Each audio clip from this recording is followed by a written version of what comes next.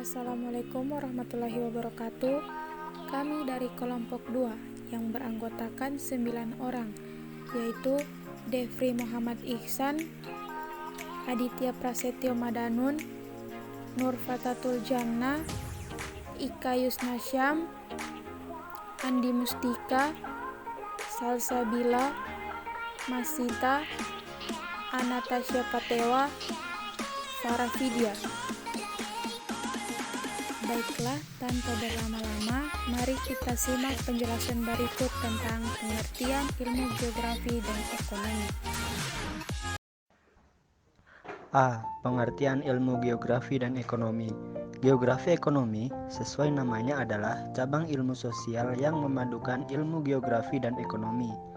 Geografi ekonomi menekankan pokok bahasanya pada aspek keruangan atau spesial dari aktivitas ekonomi manusia.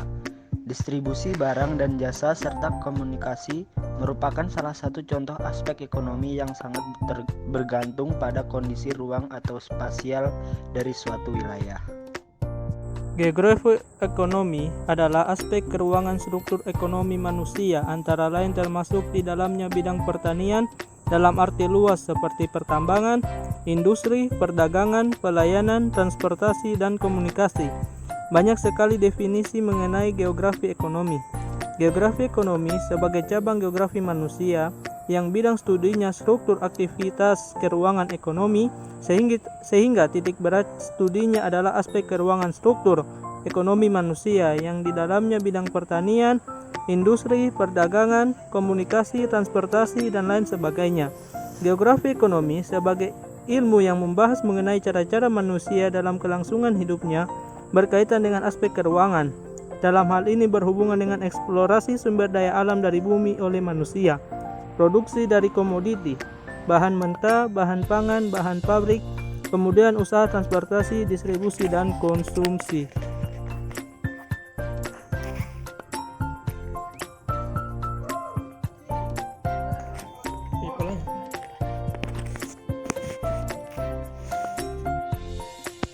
B.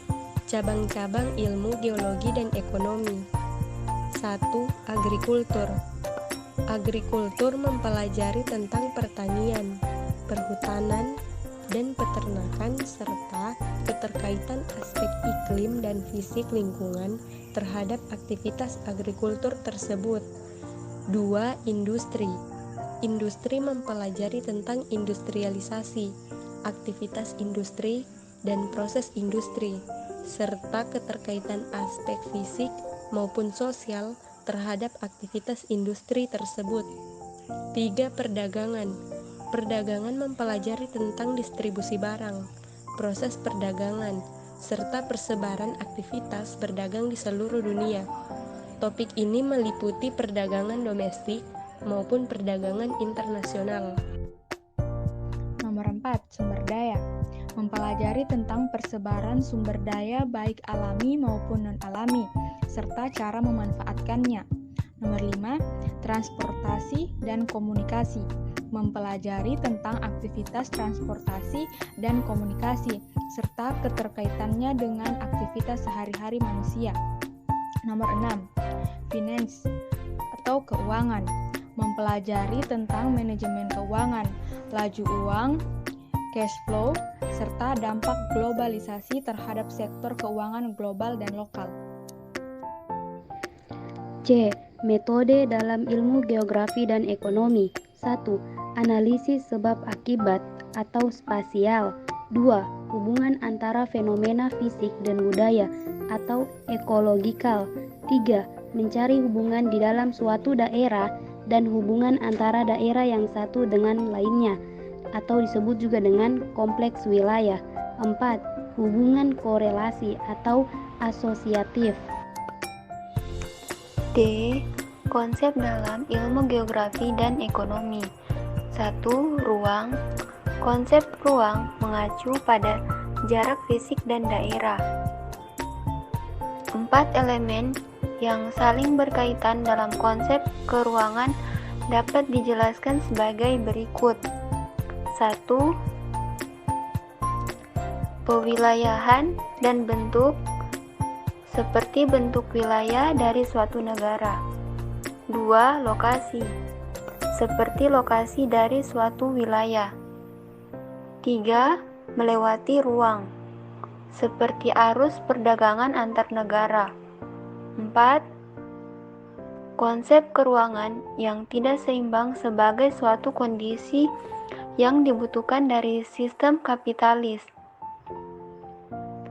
2. Tempat. Konsep tempat bertujuan untuk mengambil kekhususan atau keunikan dari tempat-tempat yang membentuk ruang. 3. Skala. Konsep skala membantu kita untuk mengatur tempat-tempat melalui tipologi skala spasial. Skala spasial umumnya yang digunakan geografi ekonomi termasuk skala global, skala makro regional, contohnya Asia Tenggara, Eropa, atau Amerika Utara. Skala nasional seperti Amerika Serikat, Inggris, Prancis, Nigeria, Jepang. Skala lokal seperti Silicon Valley, Manhattan atau kota London. Tempat kehidupan berlangsung atau tempat bekerja atau rumah. 1. Neoclassical Location Theory.